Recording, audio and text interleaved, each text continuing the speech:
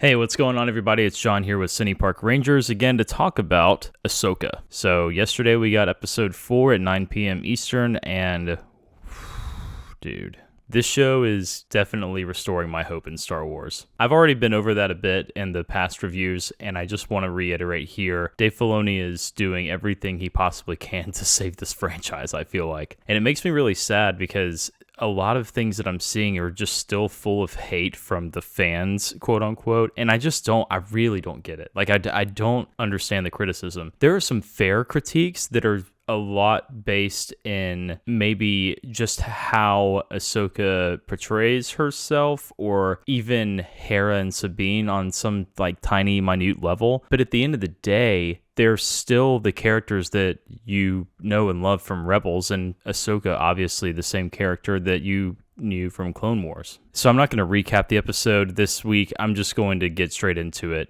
because that's exactly what Dave did. We got right into the action. We got right into it. Baylan was after Ahsoka and Sabine.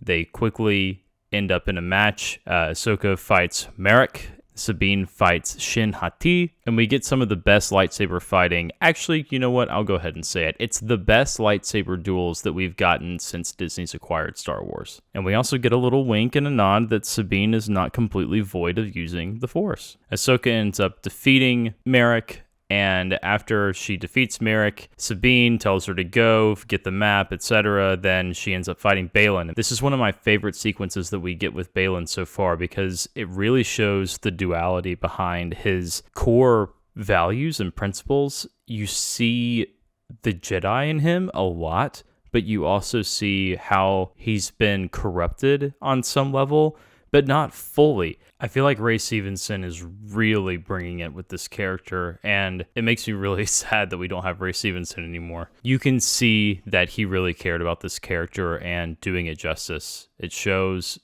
through every line that he delivers, through his physical presence, everything. It's really, really enjoyable to watch him play Baylan. In Shin, where at first I felt like maybe she was a bit flustered and skeptical about what was going on, it now seems to me that she's just very focused on serving her master and getting his approval. Her performance is so good. It just, everything that she does on screen commands you to pay attention, which is really, really cool. I'm enjoying watching her. So they fight, the map gets knocked out, and they almost have the codes for their big hyperdrive ring. And once it gets to a place where it stops, Baylan basically tells Sabine that she has a choice to make, and if she wants to see Ezra again, then she needs to trust him and trust him to get there. And this is after her and Ahsoka have a lot of conversation about whether or not it's the right thing to go to this new galaxy if Ezra is there, or if it's better to destroy the thing and leave Ezra where he's at, basically to prevent another war with Thrawn's return. And then the end of the episode. Dude, yeah. Hello, Snips. Come on. I don't know how these people can call themselves fans of Star Wars, see that, and still hate on it. Granted, I haven't seen any hate yet. I haven't watched any reviews or anything just yet on this episode, but I don't get it. I don't know how you can be watching this show and not be a fan of what's going on. It's so nice to see Hayden Christensen back as Anakin. It's nice to see him de-aged.